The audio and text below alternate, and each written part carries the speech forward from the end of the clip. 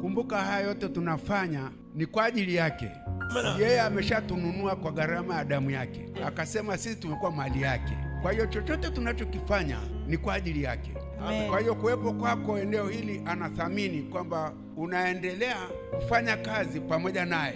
Hili hekalu yeye ndiye anayelifanyia kazi. Kwenye eneo la kupamba anasema yeye ndio mpambaji, yeye ndio mpambaji. Lakini katika Warumi anasema yeye hufanya kazi pamoja na wale wampendao. Hufanya kazi pamoja na wale wampendao. Kama yeye anafanya kazi pamoja nao, wewe unakubali unafanya kazi pamoja naye. Kwa hiyo yeye anafanya kazi gani? Yeye anasema hivi, yeye anafanya kazi pamoja na wale wampendao. Unajiuliza, wewe unafanya kazi naye? Ni kazi gani mnafanya? Wewe na yeye mnafanya kazi gani saa hizi? Kwa sababu lazima uelewe, yeye anasema, hiyo ni Warumi, kwamba yeye hufanya kazi pamoja na wale wampendao. Hufanya kazi pamoja nao. Sasa swala unajiuliza, je, wewe unafanya kazi pamoja naye kweli? Kwa maana unampenda. Je, unafanya kazi pamoja naye? Kama unafanya kazi pamoja naye, sharti uelewe ni kazi gani mnafanya. Kwani yeye anafanya kazi gani? Wewe unafanya kazi pamoja naye, yeye anafanya kazi gani ambayo wewe na yeye mnashirikiana? Lazima uifahamu. Kwa saa hizi tunazoongea, yeye anasema mwili wako ni hekalu lake, na saa hizi yuko kwenye mapambo ya mwili wa hekalu hilo.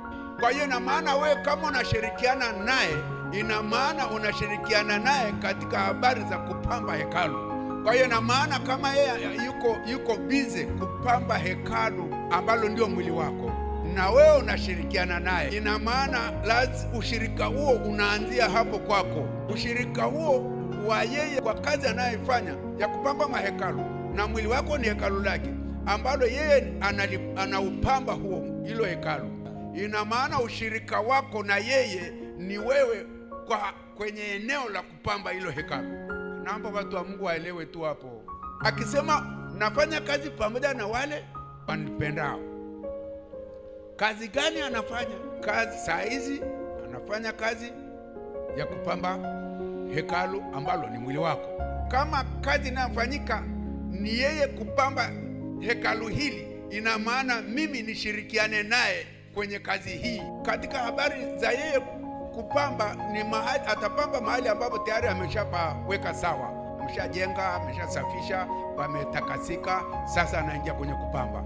Amena. Kama hapajaka sawa, ina maana hapastahili mapambo, ina maana hapo itabidi asawazishe. Kwenye habari ya hekalu ambalo ni mwili wangu,